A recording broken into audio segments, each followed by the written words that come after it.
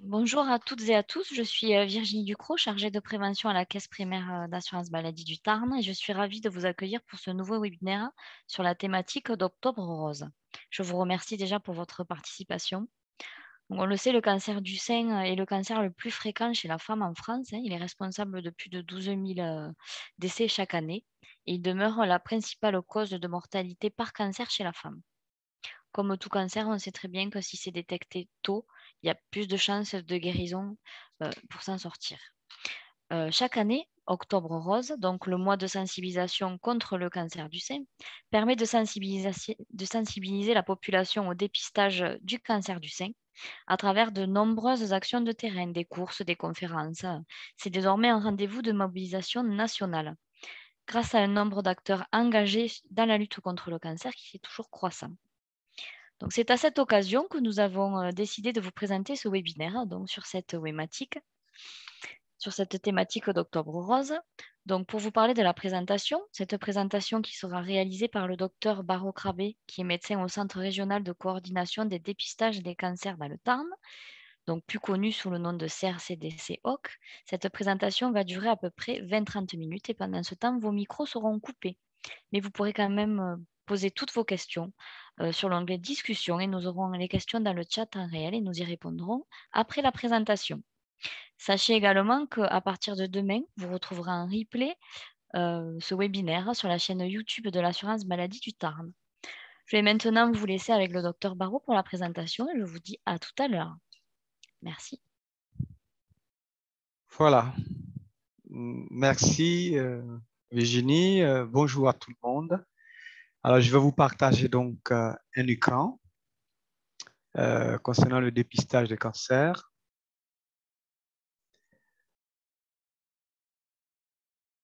Alors, voilà. Alors, évidemment, je voulais vous parler du cancer du sein d'abord.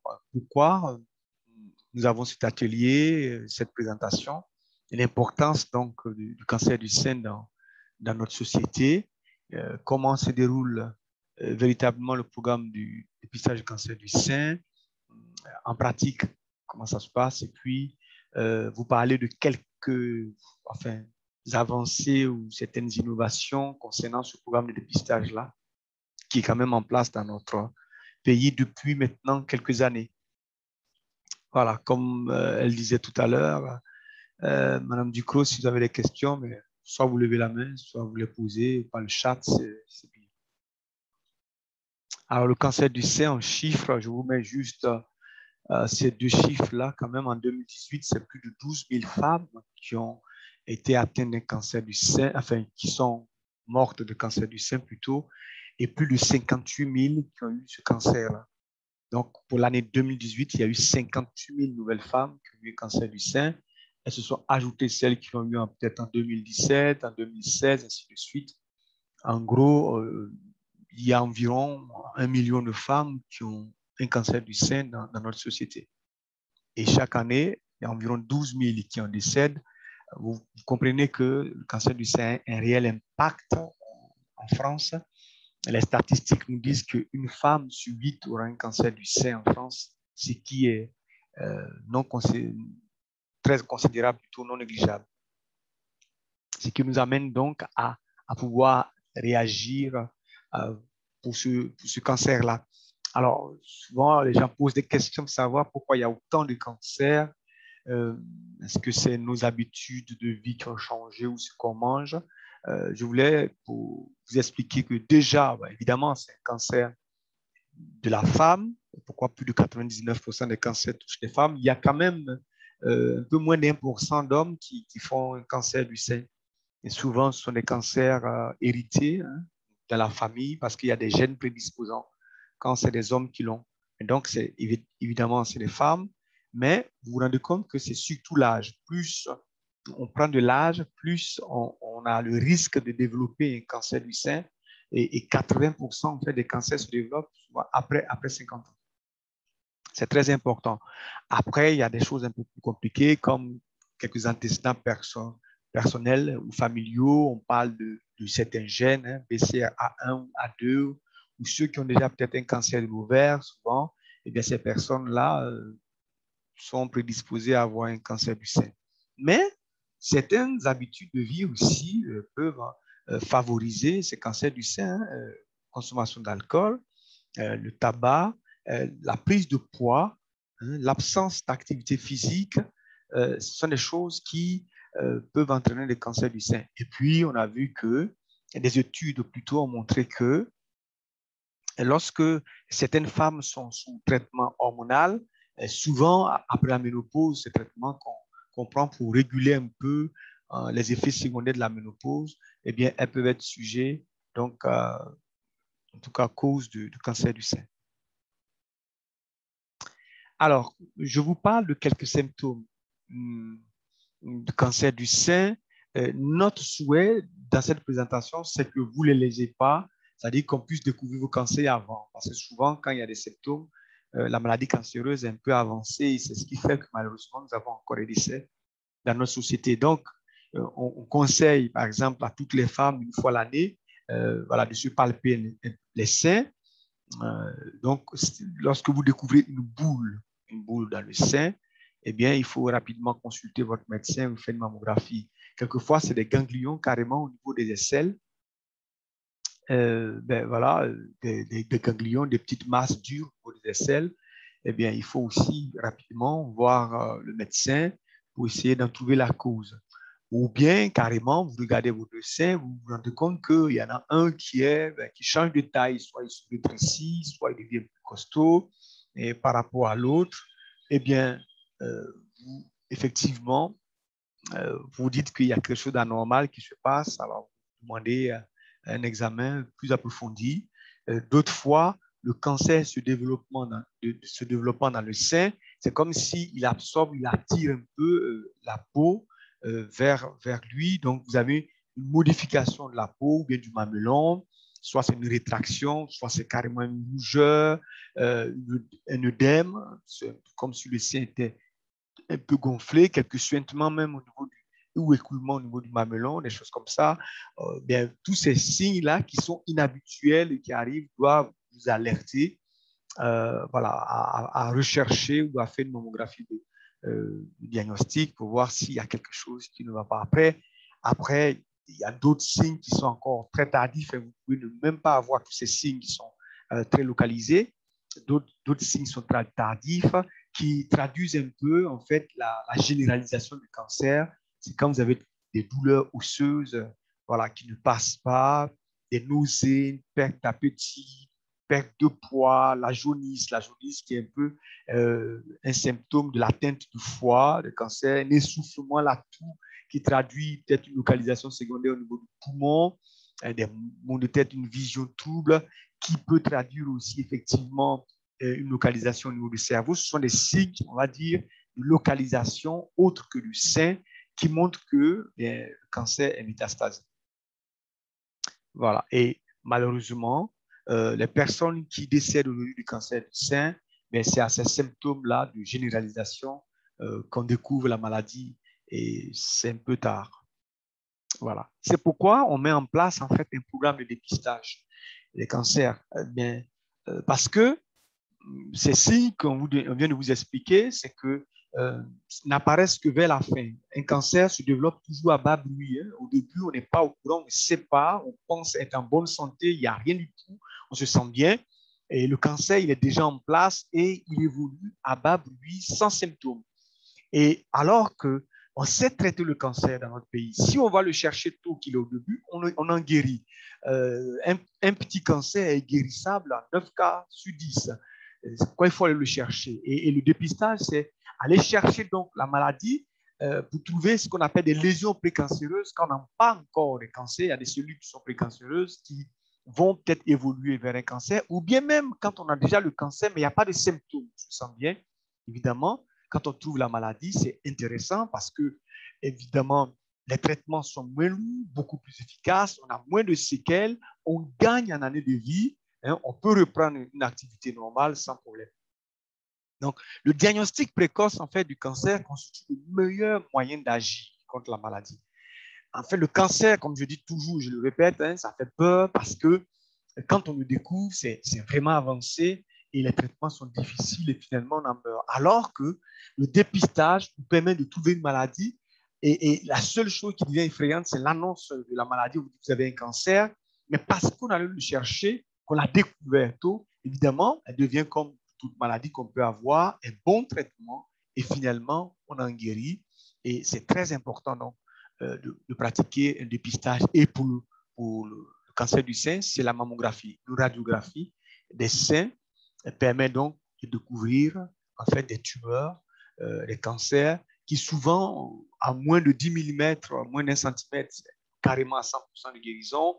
Entre 10 et 20, on peut aller jusqu'à 98, entre 95 et 98% de guérison. C'est quand c'est plus important, au-delà de 2 cm, 20 mm, eh bien, le pronostic commence quand même à baisser un peu. Donc, les recommandations, c'est que, évidemment, on va évaluer le risque. C'est pour toutes les femmes de 50 à 74 ans, sans risque particulier, parce que si vous êtes déjà dans une famille où il y a beaucoup de cancers, il serait mieux que vous ayez un suivi plus régulier avec votre médecin.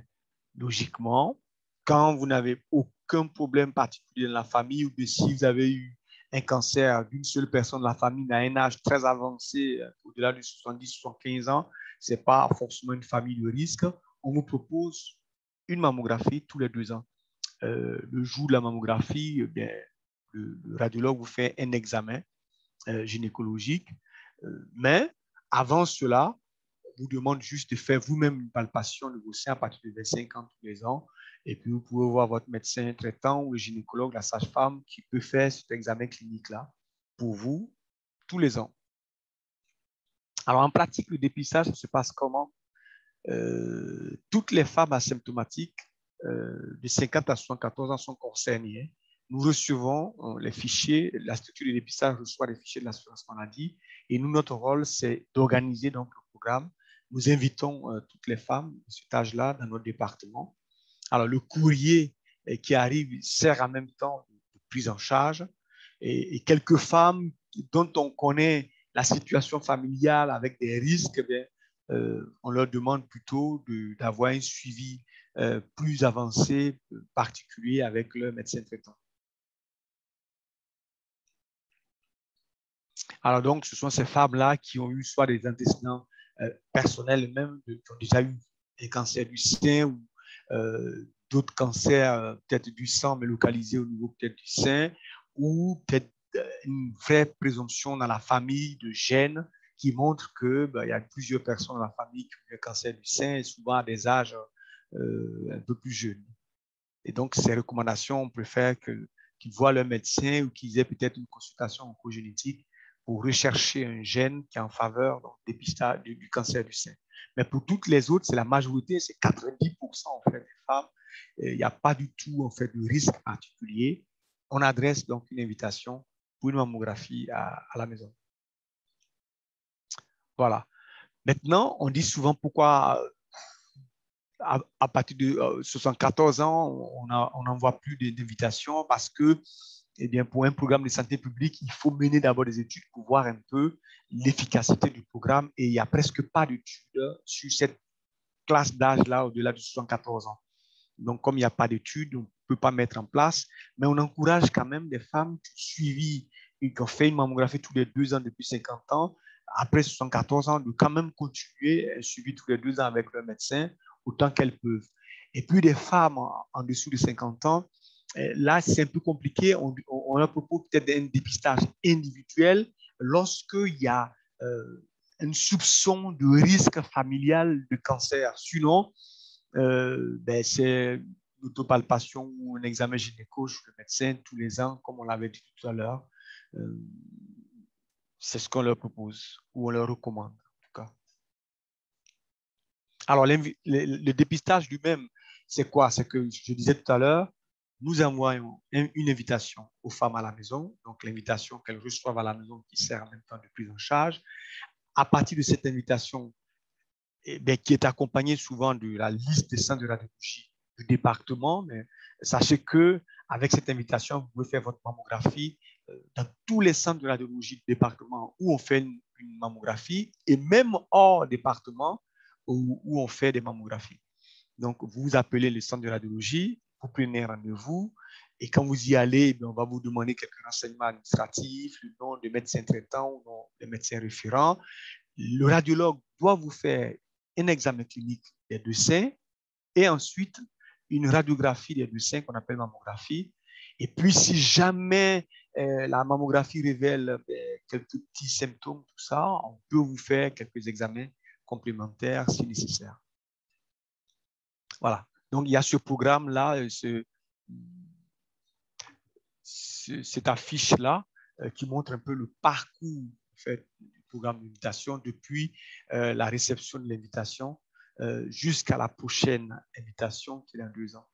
Alors, normalement, quand vous recevez la mammographie, vos clichés après l'examen et que ces clichés sont normaux, eh bien, le centre du dépistage va récupérer tous les clichés normaux et on va le ramener chez nous, ici dans notre centre. Nous avons sélectionné d'autres radiologues qu'on appelle des deuxièmes lecteurs, mais qui vont revoir en fait les clichés de mammographie parce que deux fois, le premier radiologue peut ne pas voir un petit cancer. Et c'est toujours intéressant qu'il y ait donc 2 avis. Et les études montrent que 6% environ des cancers sont dépistés encore avec cette deuxième lecture. Donc, l'examen, c'est quoi? C'est une mammographie qui est fiable à 90%, c'est-à-dire qu'il permet de dépister quand même 9 cancers sur 10. C'est très important. Un examen qui est acceptable. 2 fois pour certaines femmes, il y a quand même certaines douleurs lors de la pression des seins parce qu'il faut aplatir bien les seins entre 2 plaques pour avoir un bon cliché. Donc, quelquefois, ça peut être douloureux, mais c'est une douleur qui est en 30 secondes à 1 minute. Moi, je pense que pour tout le bien en fait, qu'on a après, on peut se permettre une petite douleur tous les 2 ans. Le coût est raisonnable, une mammographie, c'est environ 66 €. Et puis, comme je disais tout à l'heure, il y a une deuxième lecture. Des deuxièmes radiologues viennent encore relire les clichés, et ce qui est encore pour nous une garantie de bon dépistage pour augmenter un peu l'assurance qu'on vous découvre des cancers à leur début. Donc, quand la mammographie est normale, nous le récupérons, nous faisons cette deuxième lecture.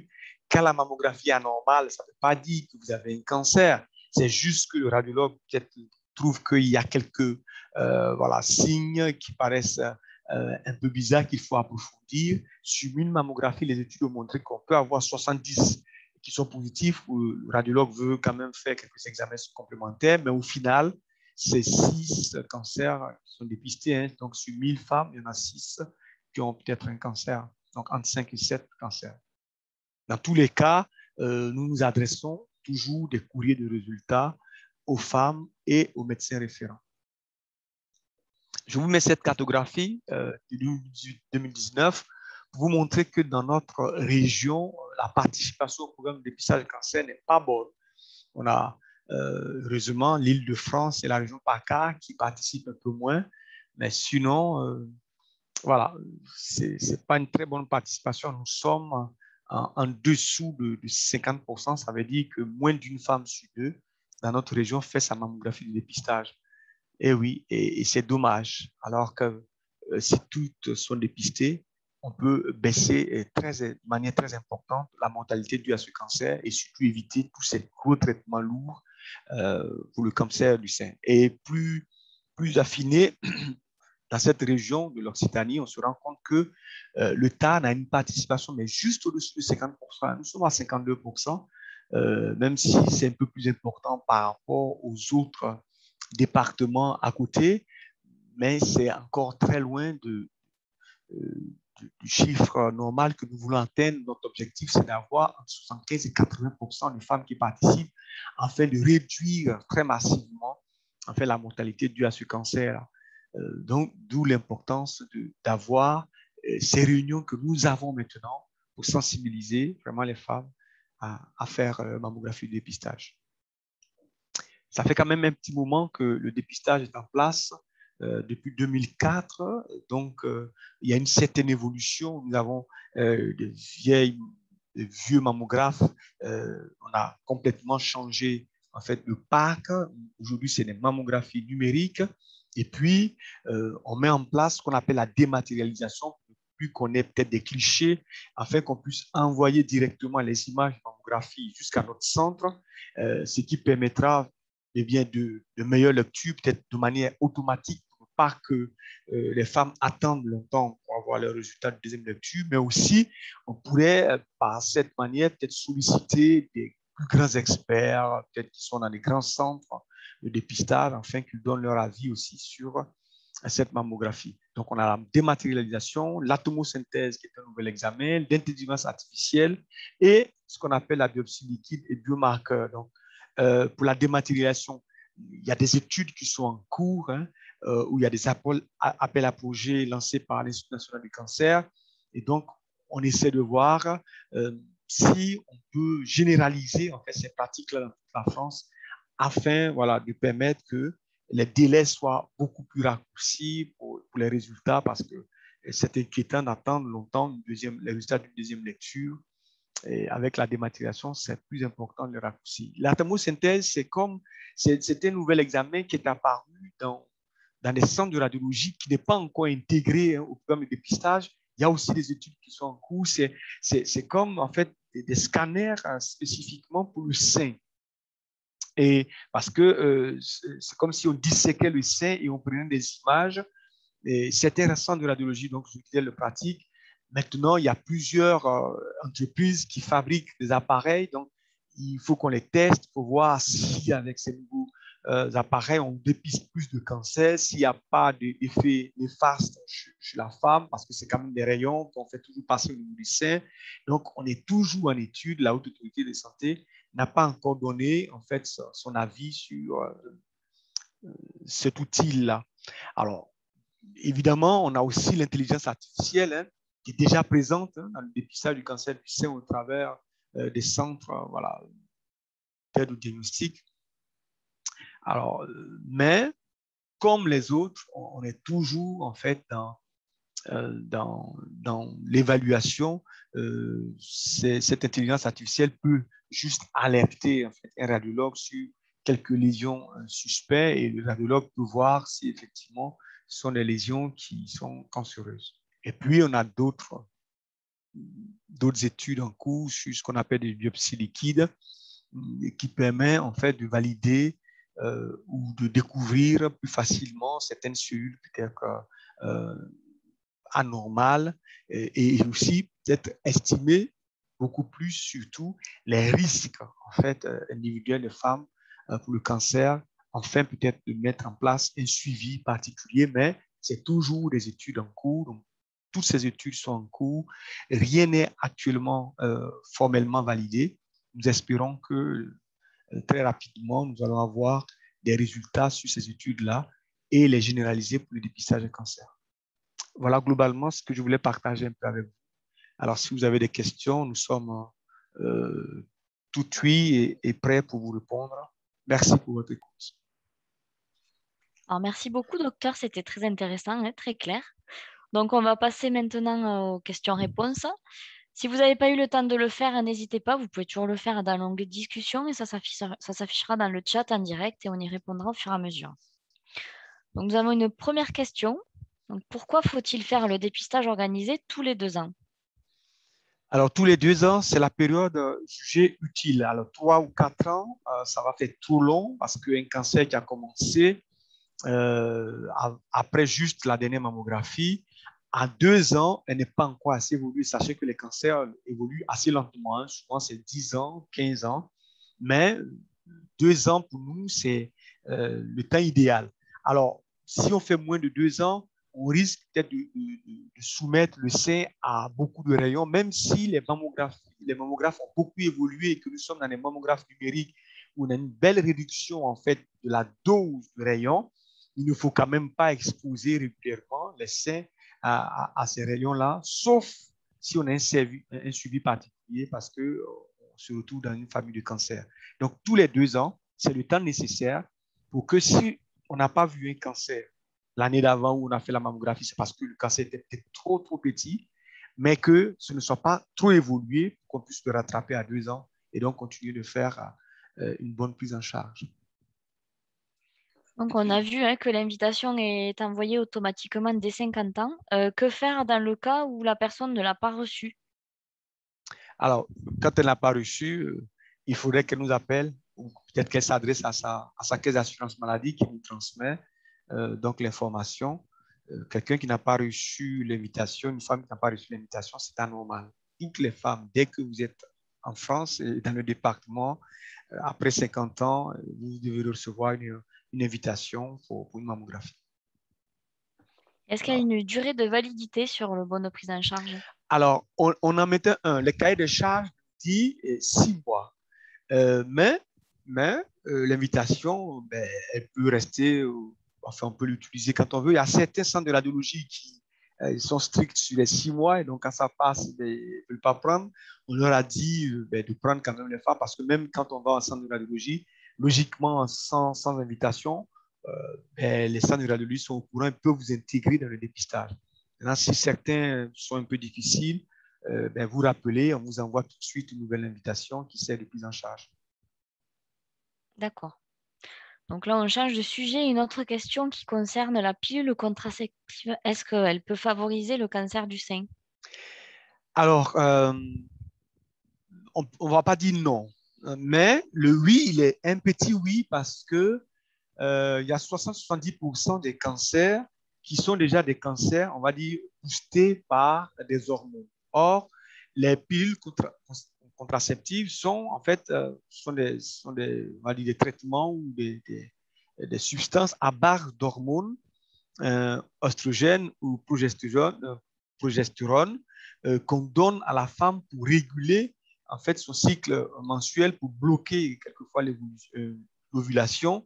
Et donc, si il y a déjà en fait un petit cancer qui se met en place, peut-être ces pilules-là peuvent peut-être encourager ou peut-être booster un peu euh, l'évolution de ces cancers-là. Donc, les études, en tout cas, qui ont été faites, c'est ce qu'elles révèlent. Mais comme les études n'ont pas pris en compte d'autres facteurs qui peuvent entraîner des cancers du sein, on a quand même quelques petites réserves. Donc, on ne va pas dire non, c'est plus oui, mais franchement, c'est un petit oui. Alors, par contre, ce concret, c'est surtout les traitements mis en place, les traitements hormonaux après la ménopause. Par contre, là, ça a vraiment un impact réel sur en fait l'évolution des cancers. C'est pourquoi les médecins mettent en place ces traitements quand il n'y a pas d'autres moyens, quand les effets de la ménopause sont trop forts, trop embêtants, gênent beaucoup le quotidien de la femme. On met en place un traitement, d'ailleurs que les médecins suivent, évaluent, et souvent après 5 ans, ils essaient de voir s'il faut les arrêter. D'accord. Merci pour ces précisions. Une autre question, quelles autres mesures je peux prendre pour réduire mon risque de cancer? Alors, c'est des mesures personnelles. Hein. Pour l'âge, on ne peut rien faire. Mm. Plus longtemps on vit, plus peut-être on est exposé. Mais il y a certaines conduites de vie qui peuvent vraiment nous améliorer. Il ne faut pas être sédentaire, de rien faire, peut-être toujours assis, peut-être au travail, à la maison aussi, peut-être être devant la télé. En fait, il faut vraiment bouger, des activités physiques, ça nous aide, ça nous préserve de beaucoup de cancers, dont le cancer du sein. Ne pas être en surpoids ou obèse, parce que l'obésité aussi est un facteur de risque du cancer du sein. On a vu, des études ont montré que la consommation d'alcool a un impact réellement sur le cancer du sein. Le fait aussi de fumer a un impact sur l'arrivée du cancer du sein. Donc, ce sont des choses, on peut arrêter de fumer, consommer moins, en tout cas, d'alcool. Et toutes voilà, ces décisions dans notre vie peuvent vraiment nous aider à ne pas avoir le cancer. Mais je vous dis toujours que c'est quand même l'âge qui est le premier facteur. Donc, on peut quand même faire tout ça et puis avoir un cancer. Il ne faut pas qu'on s'en étonne. Mais toute cette décision, ces manières de vivre, nous évitent vraiment d'avoir quand même des cancers. Oui, c'est des bonnes habitudes de vie, mais on peut dire que c'est valable pour tous les cancers, pas Tous que les pour le cancers, cancer du sein, c'est en effectivement. général. Voilà. Est-ce qu'il faut faire une échographie systématiquement en plus de la mammographie? Ou c'est dans Non, quel cas? d'ailleurs, le programme de dépistage demande les échographies en complément. En fait, l'échographie aide à dépister que 10% des cancers qu'on ne voit pas à la mammographie. Donc, si on fait une mammographie, souvent on parle de densité, les seins sont trop denses, il y a trop de cellules partout, et que donc l'échographie, les images ne sont pas claires. Pour la mammographie, les images ne sont pas claires. On fait un complément, une échographie. Maintenant, souvent, l'échographie devient un examen complémentaire quand, au niveau de la mammographie, on a une image un peu anormale. On va faire une échographie pour voir quel type d'image. Souvent, c'est des kystes ou des fibromes et qui sont bien décelés par les échographies. Mais l'échographie n'est pas systématique pour le dépistage du cancer. Ça vient en complément Un quand on a un complément doute si sur les nécessaire. clichés de la Voilà, mammographie. si nécessaire. Est-ce que justement, il y a des effets secondaires qui sont liés au dépistage, donc à la mammographie? Alors, le seul effet secondaire, c'est peut-être un risque de cancer, mais qui est aujourd'hui avec les mammographies numériques presque réduit à zéro. Il y a quand même des risques, on ne peut pas forcément le balayer de la main. Et puis peut-être le risque, les inquiétudes, le stress, voilà, le fait d'attendre un résultat d'examen, c'est qu'on essaie de faire de telle sorte que pour la deuxième lecture, les femmes aient le plus tôt possible le résultat pour ne pas être dans l'attente.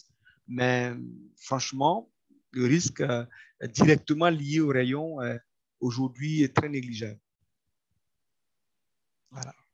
Donc, dans le cas d'un résultat positif, est-ce que la chimiothérapie est systématique en cas de cancer du sein? Ou est-ce qu'il y a d'autres traitements Alors, qu'on peut prévoir? aujourd'hui, on ne traite pas en fait le cancer du sein, on fait ce qu'on appelle des thérapies vraiment ciblées.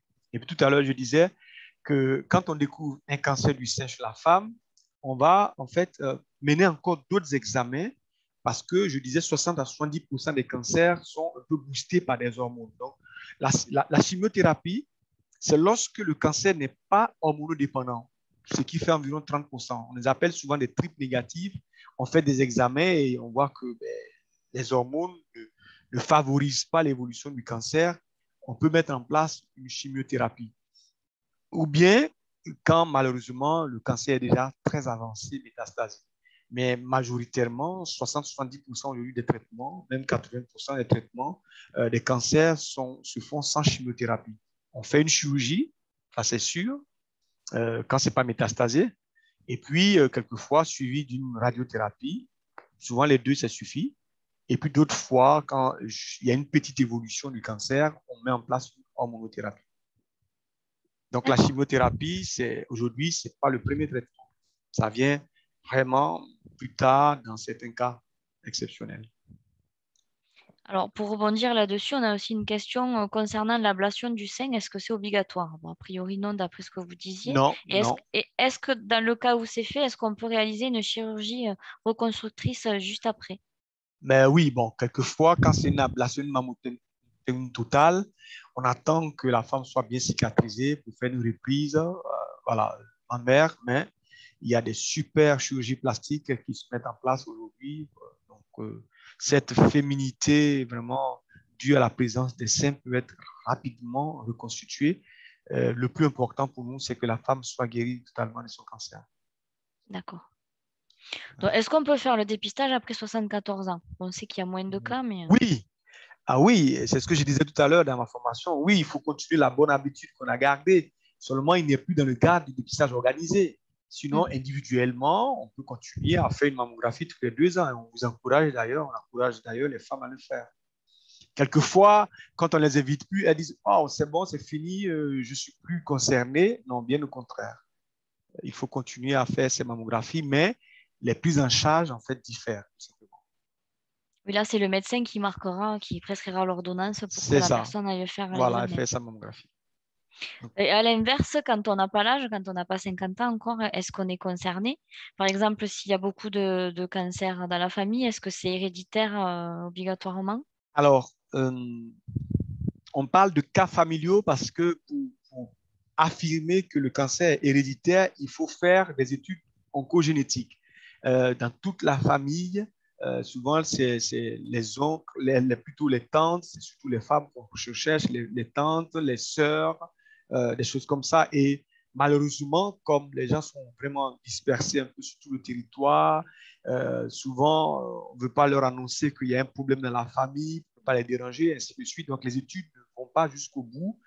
Donc, on soupçonne qu'il y a un cancer dans la famille quand déjà une femme a eu ce cancer déjà avant 50 ans, 40 ans, 45 ans, c'est jeune. Et puis, encore plus quand il y en a deux, hein, une maman et sa sœur, et sa fille, une tante, deux tantes. Voilà. Donc, on se dit, il y a certainement peut-être une présence de gènes, mais rien n'est prouvé. Et donc, on demande à ces personnes-là d'avoir un suivi, c'est annuel, hein, de cancer, ou bien de voir son médecin pour voir si on peut faire une recherche en conjonctive spécialement pour elle. Merci. Voilà. Non, mais je pense que là, nous avons fait le tour de toutes les questions. Donc, qu'est-ce que vous diriez, docteur, à quelqu'un qui aurait encore des hésitations pour faire ce dépistage? Je voulais dire que c'est normal d'avoir peur parce que quand on va faire une mammographie, on est en bonne santé, apparemment, et puis on peut ressortir tout de suite avec l'annonce voilà, de quelque chose qui est un peu plus compliqué, qui est grave, qui est un cancer, on devient malade. Et le fait d'aller faire une mammographie, c'est comme si on entrevoit le fait de tomber malade. C'est donc compliqué, c'est pas facilement acceptable. Mais je veux rassurer toutes les personnes qui m'écoutent que ce n'est pas la mammographie qui donne d'abord le cancer. Et ensuite, même si vous ne faites pas la mammographie, malheureusement, vous aurez votre cancer qui ne sera peut-être pas dépisté, en fait, qu'on ne découvrira pas maintenant. Mais quand on va le découvrir, on va forcément le découvrir, ça sera trop tard. Et tout ce que vous voulez éviter en ne faisant pas la mammographie, eh bien, vous allez faire face avec des traitements lourds, compliqués, difficiles, qui vont traîner un peu et puis finalement mourir. Et c'est dommage. Alors que si vous faites une mammographie, eh bien, vous êtes presque sûr, moi je peux vous le garantir, d'une guérison. Donc, faites votre mammographie. C'est pourquoi nous sommes là, faites-le. C'est pour votre bien. Il faudrait que ça rentre dans les gestes, en fait, de tous les Du jours, quotidien. comme du quotidien, comme vous nettoyez chez vous à la maison, vous faites l'entretien de votre voiture. Prenez soin de vous, ne laissez pas la maladie d'ici à vous place. Merci, docteur. Donc ça, c'est valable pour tous les dépistages, hein, comme on disait, hein. Pas forcément Effectivement, pour la mammographie. Plus on fait un dépistage et c'est détecté tôt, et plus on a de chances de s'en sortir. c'est Et ça. encore plus dans cette période que nous vivons un peu particulière. Donc, Et oui, voilà. il faut parce Mm. que avec les passes sanitaires, les restrictions, les choses comme ça, certains centres de radiologie ont fermé un moment. Même quand ils ont ouvert, il fallait marquer des distanciations. On s'est rendu compte que le taux de participation qui n'était pas bon, déjà qu'on a vu tout à l'heure, Mm. a vraiment chuté en 2020. On est à peine à 46% de participation, même pas une femme sur deux qui a fait sa mammographie. Donc, il faut retrousser les manches, repartir à fond et en parler aux collègues, à la Mm. voisine, voilà, la fille et la mère, pour qu'ensemble, on puisse vraiment se porter bien et continuer à jouir de la vie qui nous est offerte. Donc, mais je pense que ça va être le moment de nous quitter. Donc, j'espère que nous avons répondu à toutes vos questions, que nous avons levé les freins pour que vous puissiez réaliser ces dépistages.